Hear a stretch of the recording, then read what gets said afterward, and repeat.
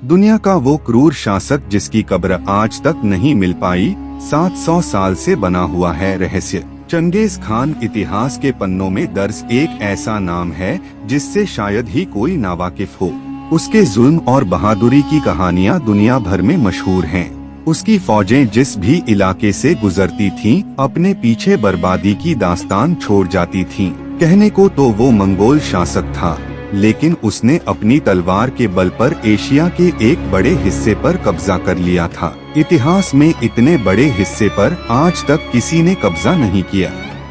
दुनिया भर में जितने भी बड़े महाराजा, सुल्तान या बादशाह रहे, उनके मरने के बाद भी मकबरों की शक्ल में उनके निशान बाकी रहे। ये मकबरे शायद इसलिए बनाए गए क्योंकि वो चाहते थे कि लोग उन्हें हमेशा याद रखें। लेकिन हैरत की बात है कि चंगेज खान ने अपने लिए एक अजीब वसीयत की थी। वो नहीं चाहता था कि उसके मरने के बाद उसका कोई निशान बाकी रहे। लिहाजा उसने अपने साथियों को आदेश दिया कि उसके मरने के बाद उसे किसी गुमनाम जगह पर दफनाया जाए। वसीयत के मुताबिक ऐसा ही किया गया। सैनिकों ने उसे दफनाने के बाद उसकी कब्र पर करीब 1000 घोड़ों को दौड़ाकर जमीन को इस तरह से बराबर कर दिया ताकि कोई निशान बाकी ना रहे। मंगोलिया के रहने वाले चंगेज खान की मौत के बाद 8 सदियां बीत चुकी हैं। इसे लेकर तमाम मिशन चलाए गए, लेकिन उसकी कब्र का पता नहीं चला। नेशनल जियोग्राफिक ने तो सैटेलाइट के जरिए उसकी कब्र तलाशने की कोशिश की थी। इसे वैली ऑफ खान प्रोजेक्ट का नाम दिया गया था। दिलचस्प बात है कि चंगेज खान की कब्र तलाशने में विदेशी लोगों की ही दिलचस्पी थी। मंगोलिया के लोग चंगेज खान की कब्र का पता लगाना नहीं चाहते। इसकी बड़ी वजह एक डर भी है। कहा जाता रहा है कि अगर चंगेज खान की कब्र को खोदा गया तो दुनिया तबाह हो जाएगी। लोग इसकी मिसाल देख भी चुके थे, इसलिए भी उनके दिलों में वहम ने अपनी जगह पुख्ता कर रखी है।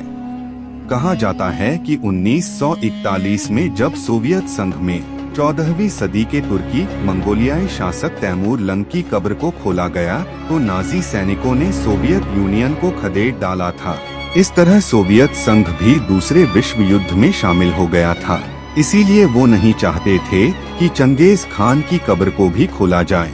कुछ जानकार इसे चंगेज खान के लिए मंगोलियाई लोगों का एहतराम मानते हैं। उनके मुताबिक चूंकि चंगेज खान खुद नहीं चाहता था कि उसे कोई याद रखे, लिहाजा लोग आज भी उसकी ख्वाहिश का सम्मान कर रहे हैं। मंगोलियाई लोग बहुत परंपरावादी रहे हैं। वो अपने बुजुर्गों का उनके गुजर जाने के बाद भी उसी तरह से आदर करते हैं जैसा उनके जीते जी करते थे। आज भी जो लोग खुद को चंगेज खान का वंशज मानते हैं, वो अपने घरों में चंगेज खान की तस्वीर रखते हैं। जो लोग चंगेज खान की कब्र तलाशने के ख्वाहिशमंद थे, उनके लिए ये काम आसान नहीं था। चंगेज खान की तस्वीर या तो पुराने सिक्कों पर पाई जाती है या फिर वोदका की बोतलों पर। बाकी और कोई ऐसा निशान नहीं है जिससे उन्हें मदद मिली हो। रकबे के हिसाब से मंगोलिया इतना बड़ा है कि उसमें ब्रिटेन जैसे 7 देश आ जाएं। अब इतने बड़े देश में एक नामालूम कब्र तलाशना समंदर में से एक खास मछली तलाशने जैसा है। ऊपर से मंगोलिया एक पिछड़ा हुआ मुल्क है। कई इलाकों में पक्की सड़कें तक नहीं हैं। आबादी भी कम ही है। 90 के दशक में जापान और मंगोलिया ने मिलकर चंगेज खान की कब्र तलाशने के लिए एक साझा प्रोजेक्ट पर काम करना शुरू किया, जिसका नाम था गुरवान गोल।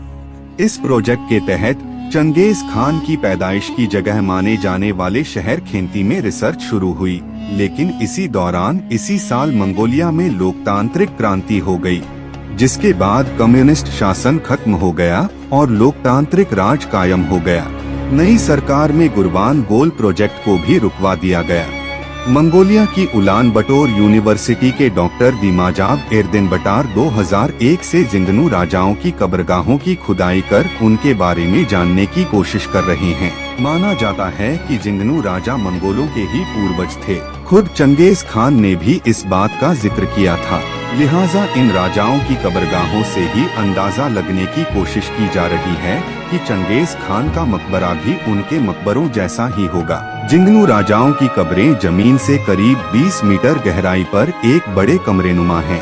जिसमें बहुत सी कीमती चीजें भी रखी गई हैं। इनमें चीनी रथ, कीमती धातुएं, रोम से लाई गई कांच की बहुत सी चीजें शामिल हैं। माना जाता है कि चंगेज खान की कब्र भी ऐसी ही कीमती चीजों से लबरेज होगी जो उसने अपने शासनकाल में जमा की होंगी। डॉक्टर एरदेन बटोर को लगता है कि चंगेज खान की कब्र शायद ही तलाशी जा सके। मंगोलिया में प्रचलित किस्सों के हिसाब से चंगेज खान को खेंती पहाड़ियों में बुरखान खालदुन नाम की चोटी पर दफनाया गया था। स्थानीय किस्सों के मुताबिक अपने दुश्मनों से बचने के लिए चंगेज खान यहाँ छुपा होगा और मरने के बाद उसे वहीं दफनाया गया होगा। हालांकि कई जानकार इस बात से इत्तेफाक नहीं रखते। उलानबटोर यूनिवर्सिटी में इतिहास पढ़ाने वाले सोडनॉम सोलमॉन कहते हैं कि मंगोलियाई लोग इन पहाड़ियों को पवित्र मानते हैं, लेकिन इसका ये मतलब नहीं है कि चंगेज खान को यहाँ दफनाया गया होगा। इन पहाड़ियों पर शाही खानदान के सिवा किसी और को जाने की इजाजत नहीं है। चंगेज खान जमाने के लिए एक योद्धा था, जालिम था, जो तलवार के बल पर सारी दुनिया को फतह करना चाहता था। लेकिन मंगोलियाई लोगों के लिए वो उनका हीरो था, जिसने मंगोलिया को पूर्वी और पश्चिमी देशों से जोड़ा, सिल्क रोड को पनपने का मौका दिया। उसी ने मंगोलिया के लोगों को धार्मिक आजादी का एहसास कराया।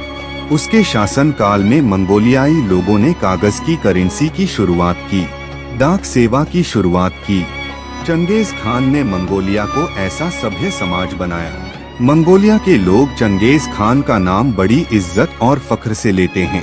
इनके मुताबिक अगर चंगेज खान खुद चाहता कि उसके मरने के बाद भी लोग उसे याद करें तो वो कोई वसीयत नहीं करता।